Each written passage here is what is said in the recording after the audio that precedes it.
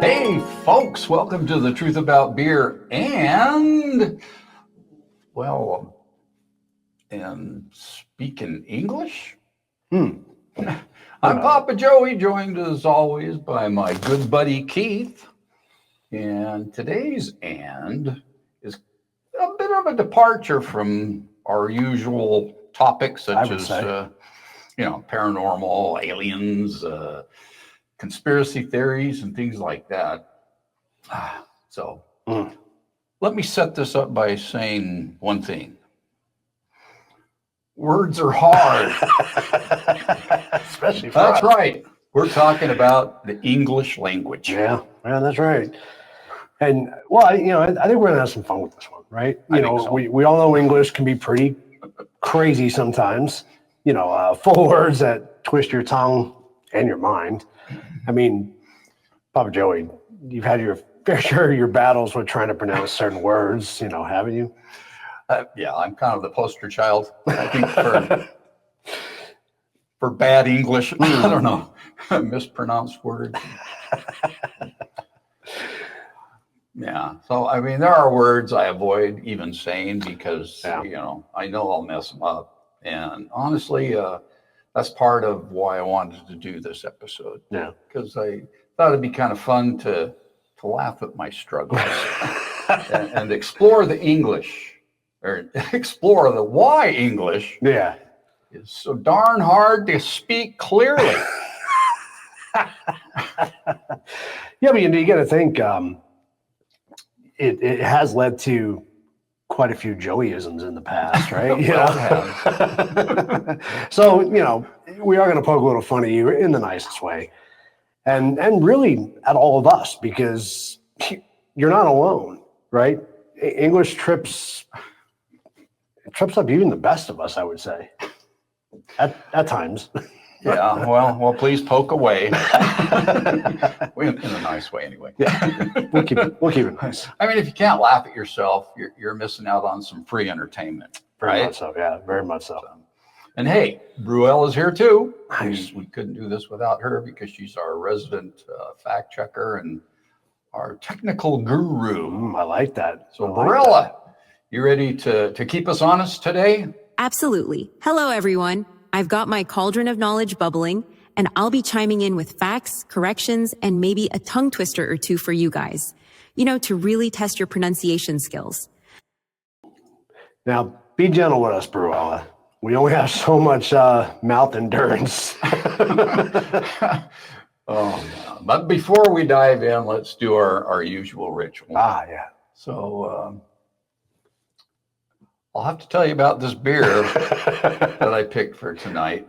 It's interesting. It kind of feels appropriate to, or at least the name of the beer seemed appropriate to my struggles with English.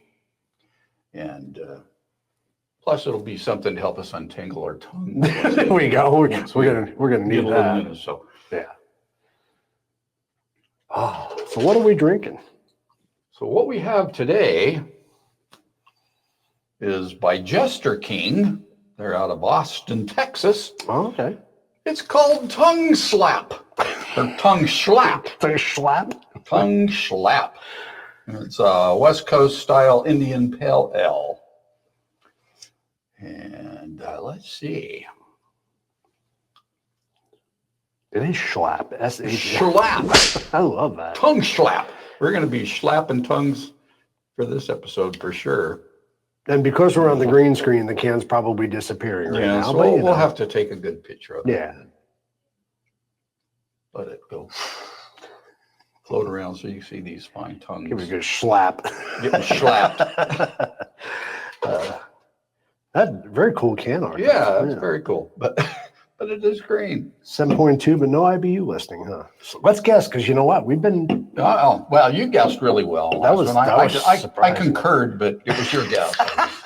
You actually did pretty well on the other one.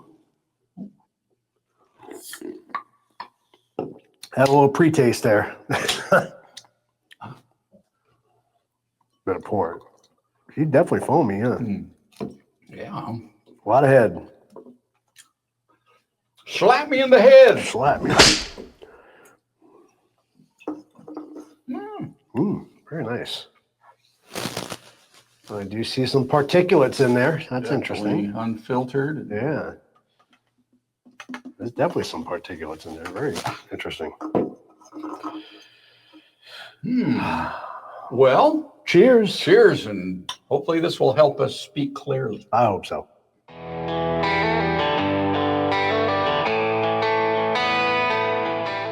Warning, viewer, listener. Discretion is advised. The majority of the content of this program is not to be fact-checked, and it is highly advised that it not to be used for teaching your children from said content, other than making an example out of the hosts of what they should not grow up to be. Remember this, it's the beer pong. The truth about beer and the more we share, it's all the things we find so rare. We dive so deep with every sip and let our minds just take a trip. The end is what we chase each day, all the stuff we love to say. What's your end? Tell us true, all the things that drive you through. Grab a beer and let it flow, that's the way the good times go.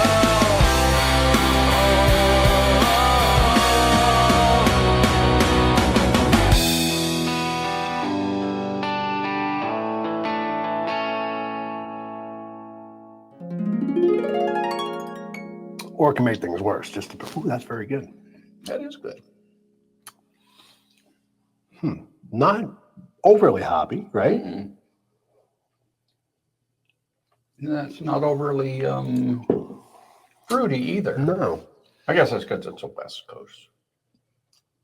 I'm going to go in the 60 to 65 range on this one.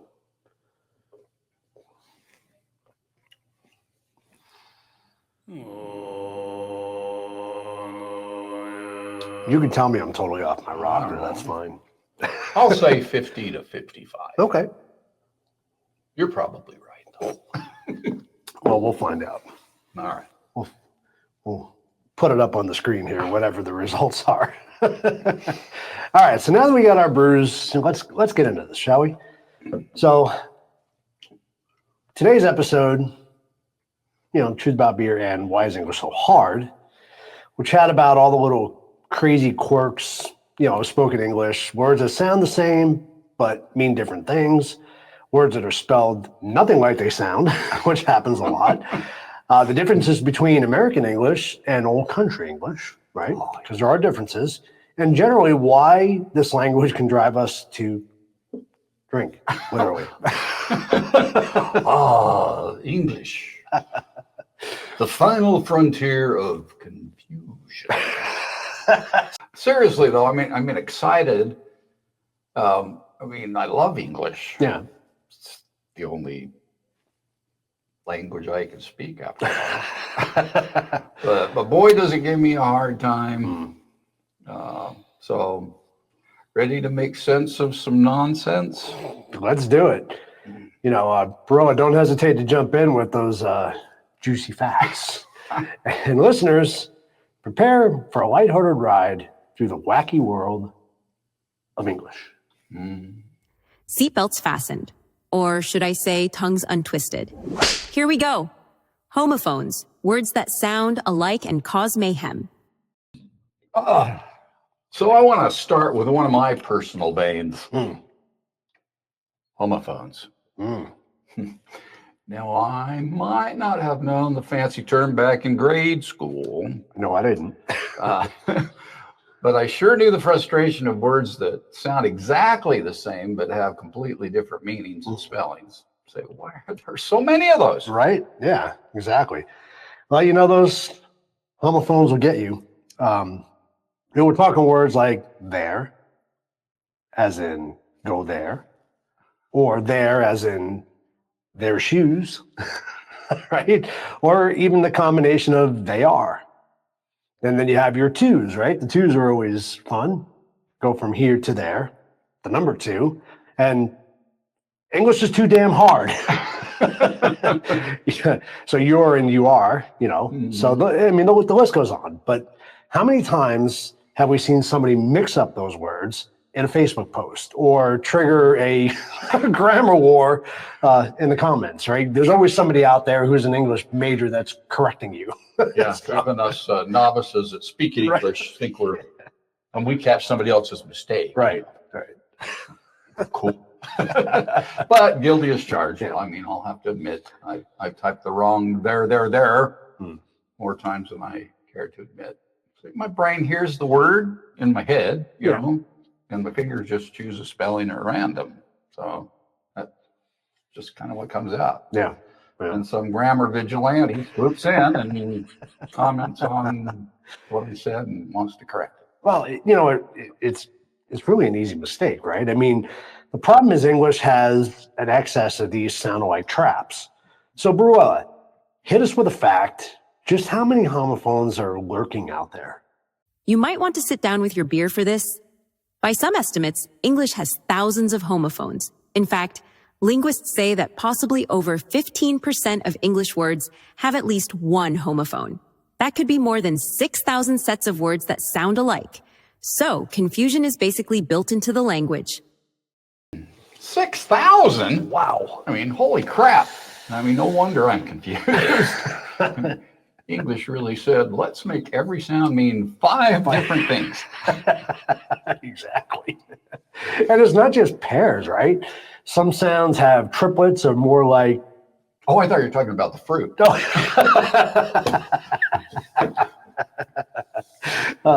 Like 2, 2, and 2 is a trio.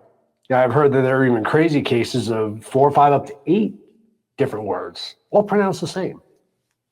That's correct. There's an example of an octet of homophones. 8 distinct words, same pronunciation. For the curious, that particular octet is raise, raise, raise, and a few more obscure ones. Luckily, most common homophones come in 2s or 3s, but still, it's plenty to mess with us. It messed with us even as kids. I mean, remember those spelling tests? Yeah, the teacher says a word out loud like pear, and you have to guess, is it pear like a couple or pear like the fruit? Or even pear like to trim. Talk about a shot in the dark. Yeah, no kidding. Or they dictate a sentence like, please write on the chalkboard. Like, what? And you sit there questioning your existence. Right? As in, I write something? Or make a right turn? Right? Yeah. English loves to play mind games. Yeah, it sure does. Hey, one of my favorite tongue-in-cheek examples. Which is which? That little sentence chooses which one, right, and which is in, kind of crazy thing, and then which again. I mean, 2 different words that sound identical. It's like a homophone circus. That's a good one. Well, and consider night and night, right? One's a medieval soldier. The other is a time after sunset. Saying night-night doesn't sound some nocturnal superhero. Oh, don't get me started on brake versus brake. Oh, good Lord. I mean, if someone texts me brake pedal instead of brake pedal, technically they're telling me to smash the damn thing to pieces. I mean, small spelling differences, huge meaning differences. Yeah, right? we see that a lot, But one of the most commonly mixed up homophones on social media is your versus you are, as in you're crazy versus you are crazy, right? First one actually proving the point of the second one. But you pronounce them both the same. You pronounce them both the same, right? Ah, yes, the classic. You're not alone, you're special. I know. I've seen that with the wrong usage and thought maybe you're the one who needs a dictionary, but then I catch myself doing it too when I'm not paying attention. Yeah, true. It might help to know why we have so many homophones. English has a lot of words that ended up sounding the same over time due to its mixed origins and sound changes. Plus, English spelling hasn't been standardized phonetically, so different words can converge in pronunciation. Essentially, history smooshed words together in our ears, but not on paper. Well, and the result is our everyday chaos, right? I mean, simple phrase, I can't bear it. Is it bear like the animal? Meaning tolerate, or bare meaning uncovered. Context helps. But, a quick conversation, you might not know which is which. Well, let's play a quick game. Okay. So, Keith, I'm going to throw a sound at you, and you tell me how many different meanings it could have. So, you ready? Okay. The sound air. Air. Like what we breathe? Or air like the person who inherits something, like heir to a throne, or heir, meaning make a mistake. Thus pronounced the same by many. That might, that might be it for exact homophones of air. Did I miss any, Bruella? Those are the main ones. That's a classic triple. Air, air, air. There's also air as an old poetic contraction for ever, but you probably won't use that at the bar. So how about the sound two? Oh, two. 3 ways. Too many people spell two as T-O when writing text fast, right? We're all guilty of doing that. Yeah. Saving time. Yeah. I mean, it's like the who's on first routine sometimes. It is. Funny thing, some languages try to avoid homophones, but English sort of collects them. It freely borrowed words from other languages and often kept similar sounds. Over centuries, pronunciations shifted and collided. That's why we have sea and sea, flower and flower, one and one, sun and sun. We just deal with it using context clues. And deal with the occasional hilarious misunderstanding. Okay.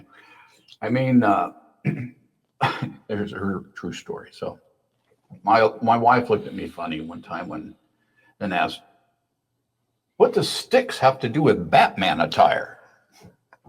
When I said, "Did you hear about Styx and Bat Benatar? I mean, they're coming in concert together." Okay, well, that one's kind of a stretch. But you get the idea. Homophones can create some funny situations. Yeah, absolutely. The bottom line is English gives us way too many chances to mess up, just on sound alone. And we haven't even gotten to the spelling yet, which is its own circus. Yeah. Oh boy, here we go. I can already feel the Gotti in the room. Did you say fish? Exactly. Let's talk about that next. Okay. The absurdity of English spelling and pronunciation.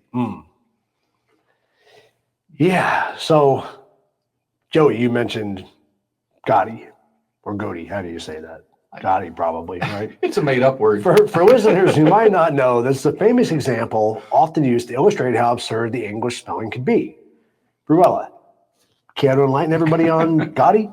With pleasure. The word goatee, spelled G-H-O-T-I, is a made-up word that, according to a joke, could be pronounced fish. How? Take the G-H from enough, which sounds like F, the O from women, which gives I as in Wyman, and the T-I from nation, which sounds like S-H. Put them together and you get fish. That's both hilarious and horrifying. Hey, the fact that you can even imagine spelling fish as G-H-O-T-I shows how inconsistent English pronunciation rules are. That just hurts my head. English spelling is basically the boss level of a video game, right? Nothing is straightforward. You have words with letters that do nothing at all, but like the K in night or knife, silent as a ninja, are words with letters that completely sound different than you'd expect, like colonel. That one still blows my mind. Colonel. So it's spelled C-O-L-O-N-E-L. It looks like colonel, or something like that. But it's pronounced kernel, like popcorn kernel. So where did that even come from? I remember reading it in books as a kid and thinking it was a totally different word until someone said, "It's pronounced kernel." I was flabbergasted. Colonel's a great example of English getting fancy. The short version, the word came from French coronal, which they took from Italian. Then English writers tried to make it look more like its Italian root colonello by spelling it with an L again. But by then, everyone was used to saying it with an R sound. So we ended up with a French/Italian hybrid spelling, but kept the old pronunciation. Net result, COLONEL equals kernel. You know, it's really like English is trolling us, right? Here, have an extra letter, but don't you dare pronounce it. Colonel is not alone. I mean, what about knight? Is in KNIGHT. So you've got a silent K at the start, a silent GH in the middle. I mean, it's 5 letters, and only the NI and T make a sound. Night, you know. Same with night, spelled NIGHT, but we say night. The GH is gone. And then there's light, fight, right, etc. That GH is just a freeloading house guest in so many words. True. Though, fun fact, historically, the GH wasn't always silent, right? In Old English, night was pronounced more like connect. With the emphasis on the K, with a little throaty sound like for the GH, which I can't do. But over time, we Hawk one up. Hackaloogie. But over time we dropped those sounds, yet the spelling stayed, like a ghost of pronunciations past. Ghost spelled GHOST, mind you, where the H is silent, but at least the G makes the accepted sound. English inconsistencies at it again. You mentioned ghost? There's a quirky story. Supposedly, the H in ghost was inserted by early printers, influenced by Dutch spelling. It wasn't originally there in the word gost in Old English. So sometimes weird spellings are literally down to a single printing decision hundreds of years ago. Wow, that's incredible. And to think it's stuck for all these centuries. No wonder English is infamous for its spelling.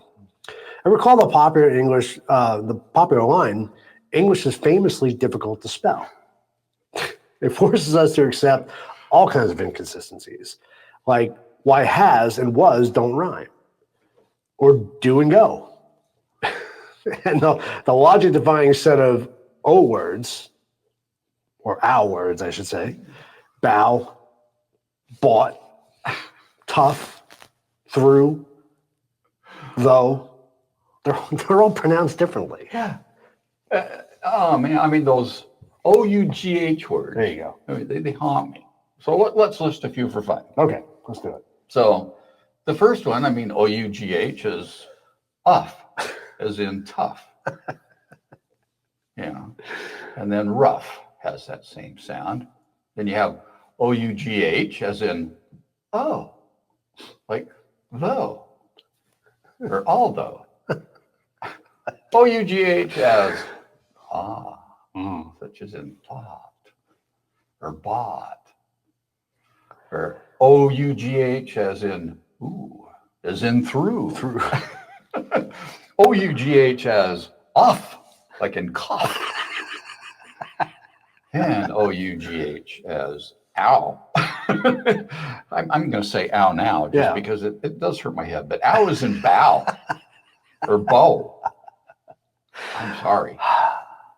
OUGH is in oh, as in bow. As in bow, yeah. Bow like, or not as bow. OUGH as in ow. Yeah. I did say bow, like in bow, like bow down. But it also spells bow. Let's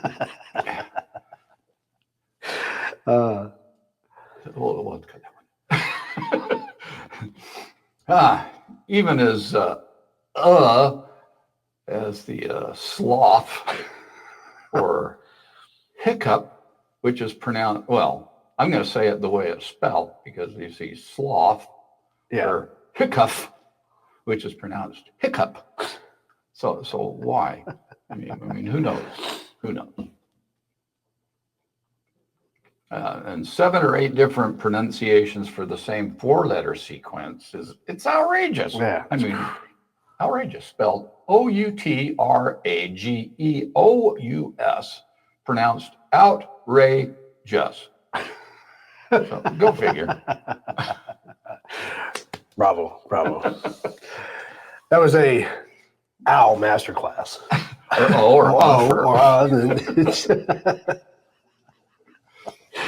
Well, and each of these words you listed are spelled very similarly, right? But sounds totally different. It's like English put on a costume for each word. No wonder people look at the word like through and tough and throw their hands up. I do every time. Yeah. So I often think about the word Wednesday. So, because every time I write it, I literally go Wednesday to spell it right. Yeah. Even though we say Wednesday. I mean, that sneaky D is in there, tripping us up. I mean, who decided it should be spelled like that anyway? Blame it on history again. Wednesday comes from Woden's Day. Woden, a god from Germanic mythology, and the spelling harkens back to older forms. But over time, pronunciation blurred the D sound. So now the spelling is like a fossil, a reminder of its origin, while our tongues have moved on. There's a lot of that in English.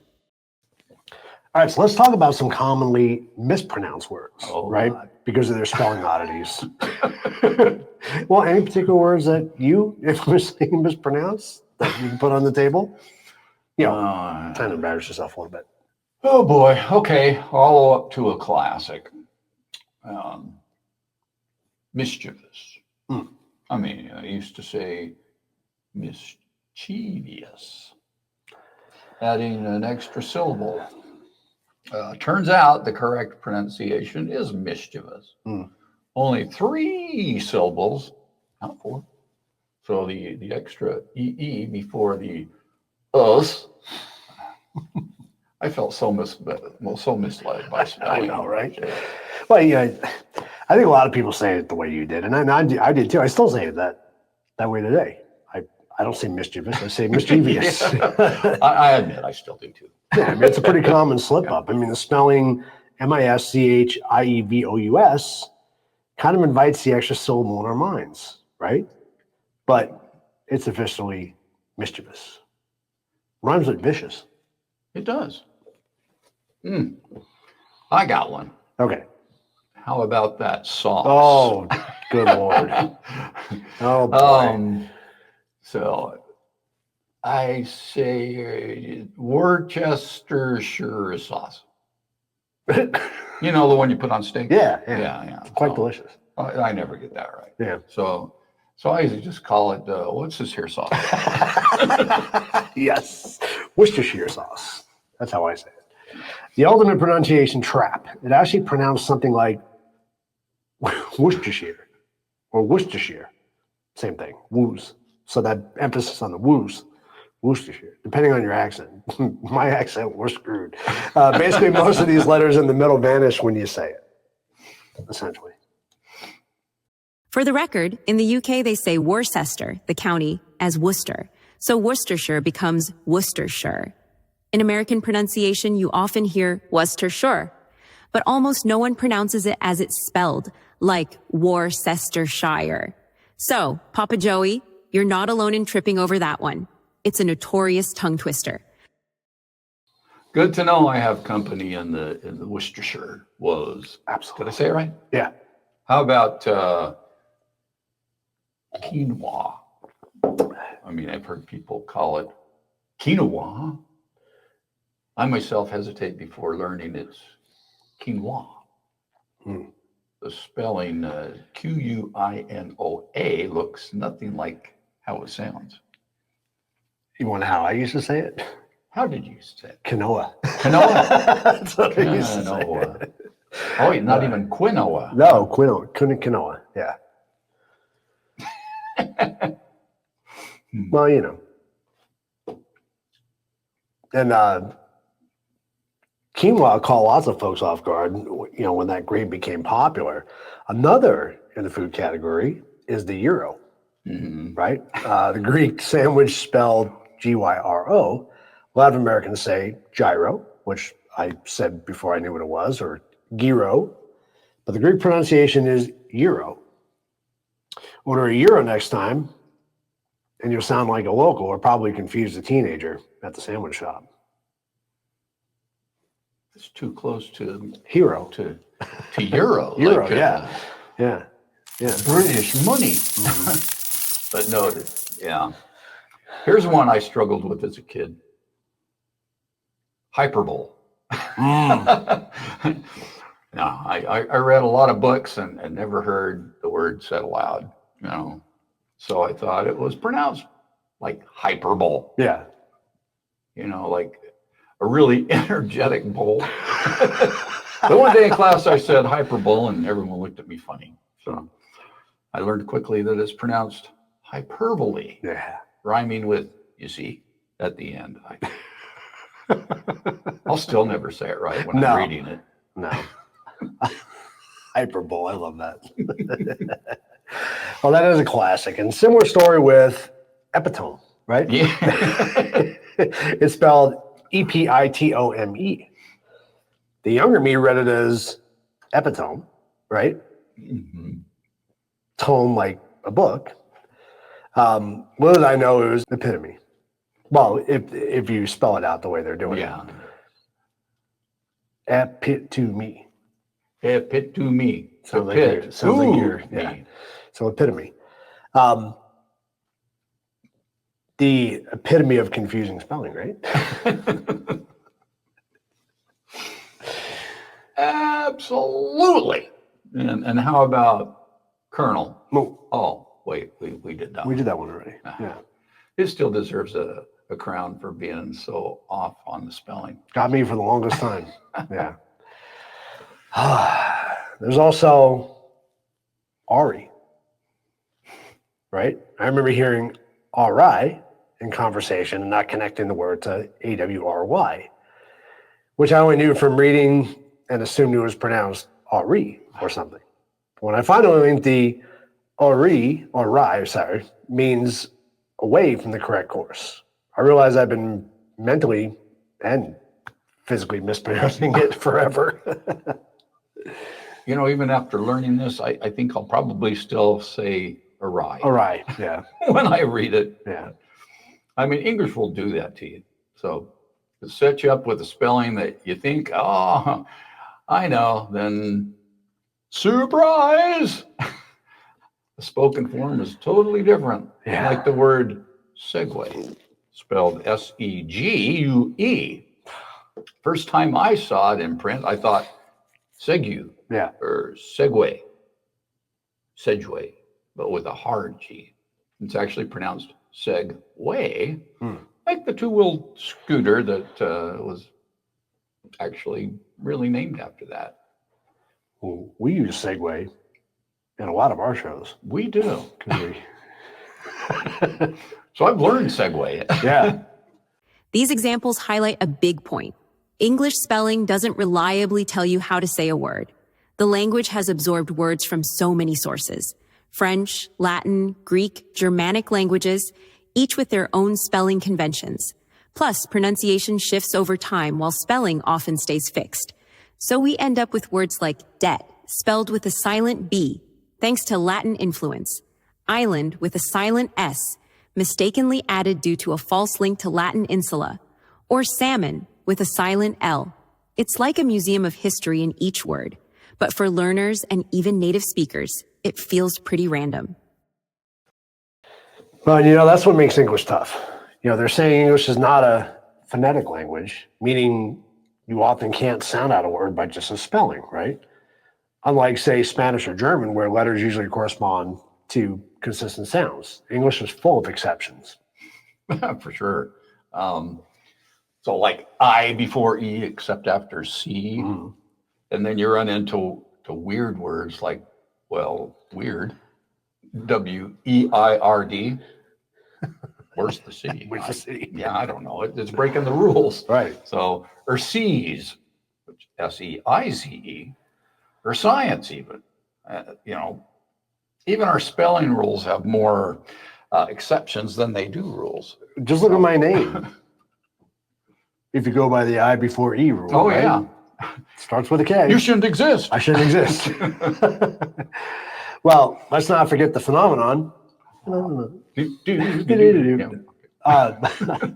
of the old silent letters there, right? We mentioned some like the K in knock, the W in ring, and the B in thumb, the P in pneumonia.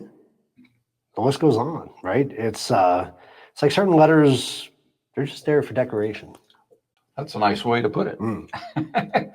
They decorate our words, but really they don't contribute anything to the word or the pronunciation. See, I can't even pronunciation right. Kind of like me when there's heavy lifting to do. I just stand there for moral support. Moral support. Yeah. You get it. Well, at least you can admit it. But, speaking of heavy lifting, Bruella, how about the heavyweight champion, the mispronounced English place names, right? I'm thinking of a state in the U.S. versus its neighbor. You mean the Kansas versus Arkansas dilemma? Good one. So we have Kansas, pronounced Kansas, and then you add just an AR in front of it, Arkansas, and suddenly it's Arkansas. Why not Arkansas? Well, Arkansas was named after a French pronunciation of a Native American word. The trailing S is silent in French. Hence, Arkansas is said the French way. Kansas, on the other hand, kept the English pronunciation of the similar root word. So blame the French influence for that mismatch. Hey, sorry to interrupt the show, folks, but Joey, have you ever tried Project Y's skincare products? I have, man, and it's really something else. I mean, they've got two standout products. They have this wonderful anti-aging cream and a tripeptide eye serum. Both built for guys who want results without the hassles. Yeah, the anti-aging cream is legit, seriously. It smooths fine lines, firms up tired skin, and leaves that natural glow, without looking greasy or shiny, But it feels simple, but it's effective. Yeah, and don't overlook the eye serum. I mean, it's packed with 3 powerful peptides. They tighten, firm, and reduce wrinkles around the eyes, leaving you looking sharp and energized. Well, the best part is while you're investing in your own self-care, Project Y gives back, supporting women's causes like breast cancer research, domestic abuse advocacy, and access to education. So what you're saying is when you use their skincare, you're not just taking care of yourself. Right. You're part of something even bigger. Yes, Project Y, men's skincare with substance. So for a limited time only, use promo code ProjectY20 for 20% off their skincare. Yeah, just visit www.projectynow.com. Get yourself that 20% off. Good stuff. Fascinating and confusing. A little bit. It's a cultural mashup, right? In our state names. I mean, English is basically a mashup language. Truly is. It's got layers of different languages in it, which is a big reason for these irregularities. Exactly. English is often called a mongrel or hybrid tongue. It began as Anglo-Saxon, Old English, then got a huge dose of French after the Norman conquest in 1066, plus words from Latin and Greek due to science and literature, and borrowings from many other languages through exploration and trade. So its spelling and vocabulary are a patchwork of different systems. That's a great point. Historically, nobody sat down and overhauled the English spelling, to make it consistent, though some tried, like Noah Webster in America. More on him later. We'll get to him later. He built an ark. Different Noah. Instead, the language grew organically. So we kind of just have to deal with stuff like choir, spelled Choir, but pronounced choir, like with a K, or colonel, the one we talked about before. How about bologna? Oh, yeah. That screwed me up always when I was a kid, right? So the sausage versus Bologna. The Italian city, same spelling as the city, but Americans say the lunch meat as bologna. It's that one always Screws me up. Yeah, it screwed me up as a kid. Yeah. Going shopping with my mom. I'm going to buy bologna. Mom, you picked up the wrong stuff. This is bologna nut.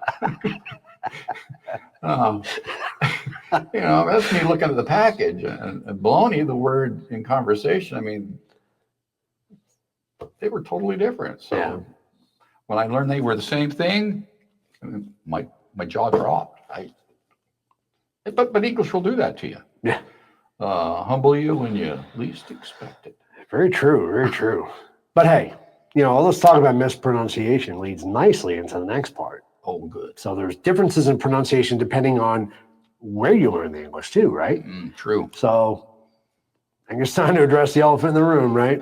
Or should I say the elephant? British versus American English. So, as an American, I've often joked that British English was like English on hard mode. Or maybe they think we're on hard mode. Yeah, maybe. But the whole two countries divided by a common language thing, there are spelling differences, vocabulary differences, and definitely pronunciation differences. Sometimes it feels like we say the same words completely differently. Absolutely. For example, Americans say aluminum for the metal, right? Whereas in the UK, it's Aluminium.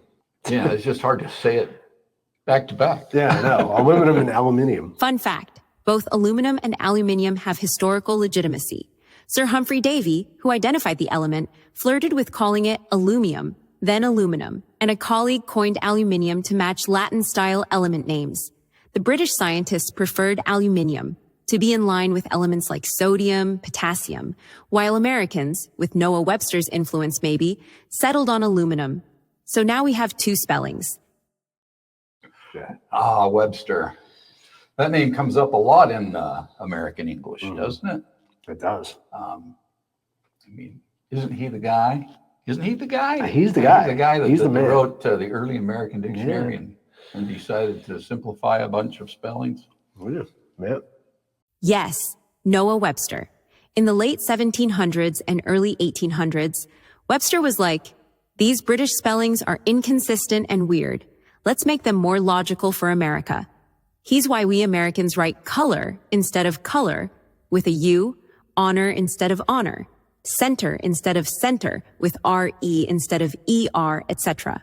Webster wanted spelling to be simpler and more phonetic. He does some favors, honestly. Dropping the extra U in color. Honor was straightforward, right? Changing the R-E to an E-R in center. Theater, those made those match the pronunciation better. He also turned, is that Gale? They pronounce it jail. Jail? Jail, yeah, because they still call it that in Really? In down under. So it's G-A-O-L. G-A-O-L. Change it into J-I-A-L like we know today. They pronounce it jail, but it's kind of funky. Well, thank God. Amy's Crypt, that's because she goes to these haunted jails down there, and that's how it's. That's the first time I'd heard it. Well, thank God, because J-A-O-L looks like some fantasy creature, not a person. Then he preferred I-Z-E over the British I-S-E, words like organize. That's why we have those differences. Yep. He also simplified a lot of past tense forms. British traveled with two L's became traveled with one L in the US. Canceled sometimes lost an L, though both one L and two L cancellation appear in American usage now. He turned public to public, dropping that silent K, and mask with Q-U-E to mask, things like that. Not all his ideas caught on, though. He suggested we spell tongue as T-U-N-G and women as W-I-M-M-I-N to be phonetic. But people resisted those. Can you imagine? We'd be talking about tasting with our tongue and the women's rights movement. Oh, wow. So women, that one would have started fights for sure. Yeah, definitely. A good call, Americans of the 19th century for voting that one. But it's true. I mean, American spelling is generally a bit more simplified. Meanwhile, British English often keeps the spellings that reflect older French influences, like color or color with the U because of French couleur, or center with the RE because the French centre. And I've seen center spelled like that, Yeah. you know. But, you know, it's not just the spelling, it's the pronunciation, right? Yeah. So let's do a few for fun. Oh, I like it. So this one always got me too, because I hear people from across the pond say it schedule. Americans say schedule, but Brits often say schedule. I've heard that a lot of times. Heard it in Jurassic Park. Yeah, it was. What about vitamin? You know, Americans say vitamin, long I. Brits say, I guess I would say vitamin, right? Yeah. This is how they say it, a short I. So garage, that gets me because there's an Elton John song where he talks about a garage where he says garage. So we say like garage, rhyming with college or collage. That's collage, right? Yeah, that's collage. Yeah, so Brits say garage, yeah, garage. Yeah. Because GAH is what it is. God damn, you're tripping us up, Brits. It's tripping me up here just trying to talk about it. Well, it's got a softer ZH sound at the end. This is another one, advertisement, right? Americans say advertisement. British often say advertisement. I've heard it. I've heard that. Yeah, I've heard that one. So the stress of the sound of is. So advertisement. Herb, right? Americans say herb. British say herb. Oh, don't forget tomato. Like the old song. Tomato, You tomato. say tomato, I say tomato. Americans say tomato. British often tomato. Same with potato. Some British dialects may say potato. Though honestly, nowadays, not all Brits pronounce it that way. It's more of an old-fashioned or specific accent thing. But it's a classic example thanks to that song. It truly is. How about route, right? In the U.S., we usually say route, rhymes with shout, for a noun meaning road or path, whereas Brits often say route. Both are actually used in both countries, but preferences flip. The band Route 66, the Brits would call it, well, it is Route 66, Yeah, I mean, not that's how I Route would 66, say it yeah, so I because don't know of why, yeah. So, It's weird. yeah. Yeah, so I would say route when I'm talking about laying out, a itinerary or whatever. This is the route we're going to take. Yeah. But when I talk about Route 66, I've never called it Route 66. It's always been Route 66. It's always been Route 66. Yeah. Yeah. So that's kind of And the letter Z, Oh. right, here in the States, we say Z. This one messes me up. So in the UK and Canada, they say Z. I've heard Zed. It's used in a lot of computer programs too. Yeah.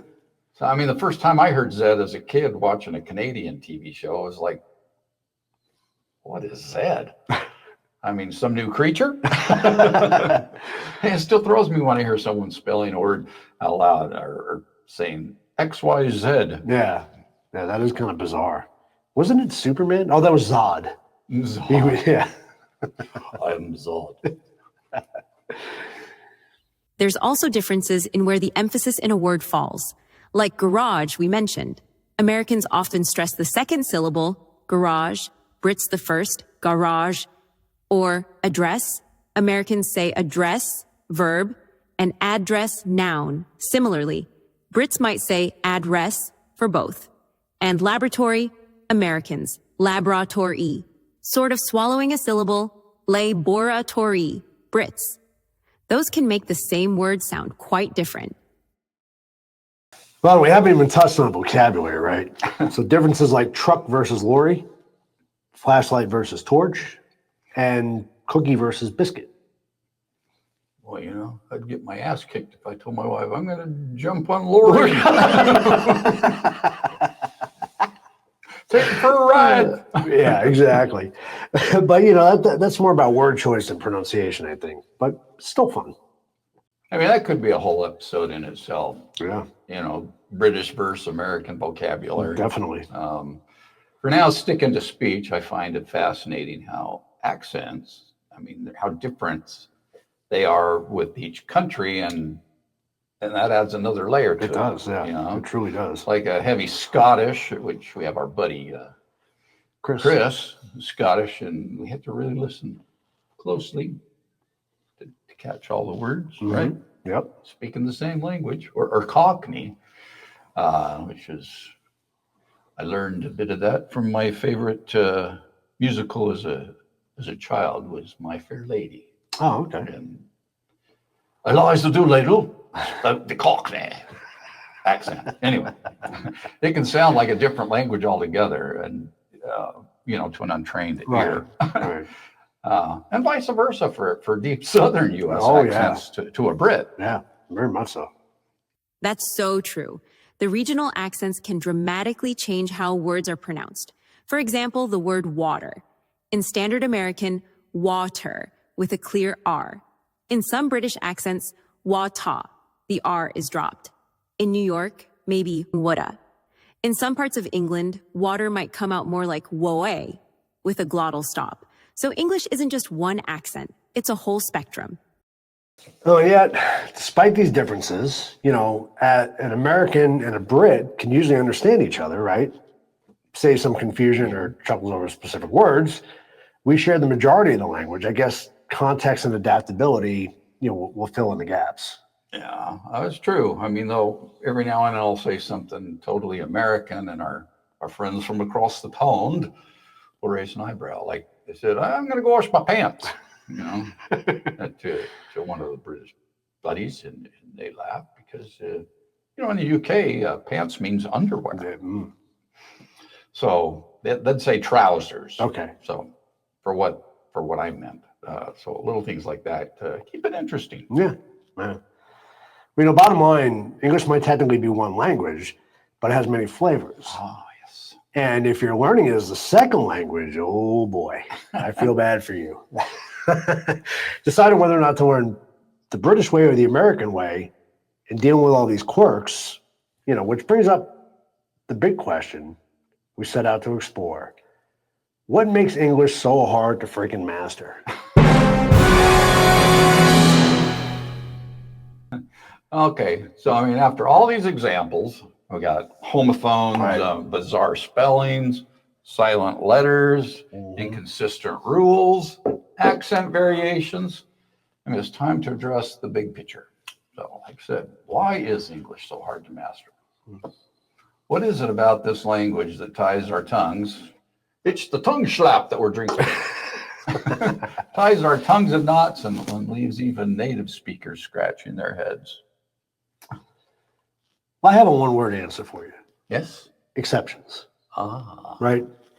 For every rule or pattern in English, it feels like there's a dozen exceptions. It's not a very rule-abiding language. You hit the nail on the head. There's a popular quip.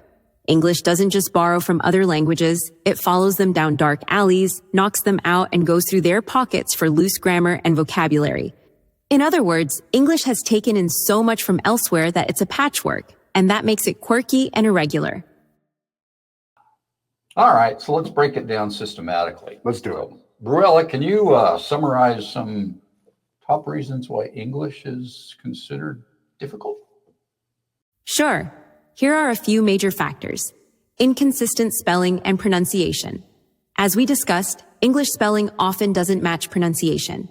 There are countless irregular spellings, rough, dough, kernel, island, etc. There's no easy phonetic guide. You just have to memorize how each word sounds. That's hard even for native-speaking kids, hence those spelling bees, and definitely for learners. Huge vocabulary with synonyms. English probably has one of the largest vocabularies in the world. The Oxford English Dictionary lists about 600,000 words, including historical forms. There are often multiple words for the same thing, thanks to that double heritage of Germanic and Latinate words. For example, kingly, from Anglo-Saxon, versus royal, from French, versus regal, from Latin, all mean the same or similar. A learner has to figure out slight nuances between synonyms and which one to use. Idioms and phrasal verbs. English is full of phrases that make no literal sense. Kick the bucket, meaning to die. Spill the beans, to reveal a secret. Break a leg, to wish someone luck. Those are bewildering if you translate word for word. Phrasal verbs like give up, give in, give out, give away. One verb, give, changes meaning with each preposition. It's a lot to absorb. Homophones and homographs. The sound-alike words, homophones we covered cause confusion. Also, homographs, words spelled the same that sound different, like lead to guide, versus lead, the metal, tear, rip, versus tear. What comes from your eye dash can trip people up in reading. You have to infer from context which pronunciation and meaning to use. Grammar oddities. While English grammar is simpler than some languages in certain ways, no gender for most nouns, relatively simple conjugations, compared to, say, French or Russian. It has lots of irregular verbs, go, act went, not goed, eat, ate, etc., and quirky rules. Plurals can be irregular, one mouse, two mice, but one house, two houses, not heis, unfortunately. Past tenses can be irregular, teach, taught, but preach, preached, not prot, as the joke goes. Articles, the A usage is tricky for many learners. An English word order is strict compared to some languages. Mess it up and it sounds very off. Pronunciation challenges. Certain sounds in English are hard for non-native speakers, like th, think that, in this or thing. The R sound, or consonant clusters. Strengths has 6 consonants in a row. The stress pattern in words matters. Contest versus contest are noun versus verb. Misplacing stress or intonation can make understanding difficult. There you have it. That She's explains. just laying it right out.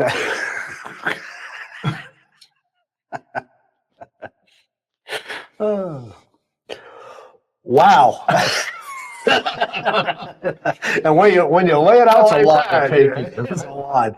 It's a wonder anyone learns this language at all, right? I mean, it's like English is it's kind of playing hard to get. Yeah, and yet more than 1.5 billion people around the world manage to learn it to some degree, Right. anyway, because it's so widely used. Mm-hmm. So I guess we're collectively a bit crazy, A little bit. or English is just that important. Probably both. Probably. Yeah. People often ask, is English the hardest language? There's no easy answer. It's hard in some ways, easier in others. We don't have complicated word genders or tons of word endings to indicate case like some languages. Our basic verb conjugations are pretty simple. I talk, you talk, he talks, just an S change. But the trade-off is all these exceptions, idioms, and inconsistent rules that we've been talking about. All right. So I've heard English described as easy to get to the basics, hard to master. Like you could pick up some common communication in English fairly quickly, right? Enough to be understood. But to speak it and write it really, really well, with all its subtleties, silent B. No way. That's right. It does have silent B. It does. I'd agree with that. I'd agree with that. I mean, and even as native speakers, we're constantly stumbling into weird quirks. I mean, look at us. We're doing a whole show basically marveling at our own language. True. I never thought we'd do that. Yeah, well, we're having a good laugh, that's for sure. Which honestly is the best way. But speaking of which, we got to share some of our favorite ridiculous English oddities, right? It'll make you laugh and cry at the same time. Some witty folks have compiled these before, and they're just too good not to share. Oh, yes. Let's do a rapid fire round of English absurd. Here we go again. Yes. Let's do a rapid fire round of English absurdities. I'll start with one I love. There's no egg in eggplant. There's no ham in hamburger. And guess what? English muffins weren't invented in England. They were invented in America. So why? I mean, who knows? No, that's a good one. But how about this one? We park on driveways and drive on parkways, right? Why? you know, we kind of touched on that earlier, and Bruella gave us a historical answer, but on the surface, it sounds completely backwards. Quicksand works very slowly. Boxing rings are square, and guinea pig is neither from Guinea nor a pig. It's like nothing is what it says it is. No. And if the plural of tooth is teeth, then why isn't the plural of booth beef? One goose, two geese. So one moose, two meese. Right? Nope, still moose. That was a joke. One moose, two meese, like a Dr. Seuss book. That's kind of what it sounds like. Yeah. So, the inconsistency in plural, it drives me nuts. Right? And if teachers taught, then why didn't teachers prot? I mean, English explained that. Right. If a vegetarian eats vegetables, what does a humanitarian eat? Ooh. Best not think of that one too literally. Yeah. Well, here's a tongue twister. We fill in a form by filling it out. And an alarm clock goes off by going on. Also, when the stars are out, you see them. When the lights are out, you don't see them. Opposites using the same word. Come on. And here's my favorite paradox. Slim chance and fat chance mean the same thing.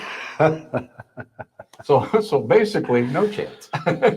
But a wise man and a wise guy are opposites. Yeah. I mean, how is that fair? It's really not, but it's freaking hilarious. English really just contradicts itself. Another example, overlook can mean to supervise, oversee, or to fail to notice. Bolt can mean to secure firmly or run away fast, right? There are contronyms, words that are their own opposites, like sanction, to permit or penalize, right? And cleave, to cut apart or cling together. It's almost like English go back to that trolling again. It's trolling us. Well, it's at least like the language itself has a sense of humor. Yeah. Or a split personality, I guess. So either way, it gives us a lot to chuckle about. It does. I think humor is a great way to cope with English. I mean, you have to laugh. Otherwise, you'd cry trying to make sense of why fridge has a D, but refrigerator doesn't. Or why we can say, I'll come by plane, but not, I'll come by foot. We say on foot instead. Sometimes you just have to say, it is the way it is. Well, exactly. And it's really important to remember that even native speakers mess up English. Never. All the time. Never. All the time. We mispronounce words. We misuse phrases. We invent new shorthand, especially when we're texting. And the language is always evolving. No one should ever feel bad for tripping over it, right? If anything, we should high-five each other for navigating this linguistic obstacle course every day. Here. Yeah. Yeah. I hear that. Yeah. I like that perspective. Right. So we're all in this together. We are. Just trying our best to speak this beautifully bizarre language. That's very true. Well, and mastering it too, right? Or coming close to mastering it. It can actually be fun because it's so quirky. I mean, look at us tonight. We turned into a comedy special, right? Anybody who knows us. So English has given us plenty of material. It sure did. I mean, where else would we get to talk about fish spelled G-H-O-T-I? Right. Or a kernel spelled like Colin L, yet said like popcorn kernel. Or laugh that noses run and feet smell. Only in English. Yeah, oh yeah, definitely. Perhaps the ultimate truth about English is it's hard but hilarious. It frustrates you and entertains you in equal measure. Well said, Bruella. Now, before we wrap up, any last favorite English oddities? Either of you want to share? Maybe a quick tongue twister to challenge our listeners and, well, me. Well, That's easy to do. well, I mean, I can go with the classic, Peter Piper picked a peck of pickled peppers. Very good. Yeah. It's always a good warm up. Oh, that is a good one. Surprised I got it right. Here's another fun and very relevant tongue twister. Hmm. And I'm going to butcher it because I cannot say it. The sixth sick sheep's sick. Wow. It's reportedly one of the hardest in English. Try saying that 5 times fast, folks. Yeah. Not Good happening. luck. Yeah. Six. Yeah, the six sheep's sick. Wow. That's tough. That's a lot of S's in action, right? Mm-hmm. Well, if you can nail it, you deserve an ESL medal or a beer. I'll drink to that. Take a beer, right? You might need another beer just to wash down those syllables. But hey, practice makes perfect. One more for good measure. Aptly on our theme, English is tough stuff. There's a famous poem by that name with lines like, "Dearest creature in creation, study English pronunciation." And it proceeds to highlight dozens of absurd inconsistencies in pronunciation. We won't recite the whole thing, but trust me, it humbles even the fluent. Well, I've read that or attempted to. It's brutal. Oh. So the takeaway today, English is a wacky, wonderful mess. I mean, if you find yourself mispronouncing or mixing up words, don't worry. Well, we all do. So Yeah. the 3 of us here sure do. Even Bruella sometimes, I bet. Who, me? Never. Okay, fine. Even I have stumbled on words like anemone or otorhinolaryngologist, which, by the way, is a fancy word for an ear, nose, throat doctor. English loves its long technical terms, too. So, laugh it off. That's what we do. You trip on a word, you chuckle, maybe with Bruella's help, and just keep talking. The important thing is communication and a little laughter along the way. Well, folks, I think we've had our fun and hopefully shined a light on why English can be so challenging. Yeah, it's so entertaining. In fact, check out our Patreon and you'll see some of our mishaps in speaking.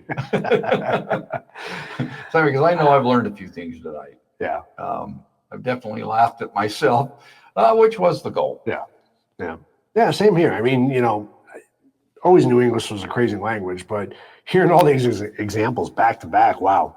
It's really a miracle you and I understand each other at all. But, somehow we do. You both did great. Only a few mispronunciations during the episode. Teasing. I'd give you an A for effort and a B for beer proficiency.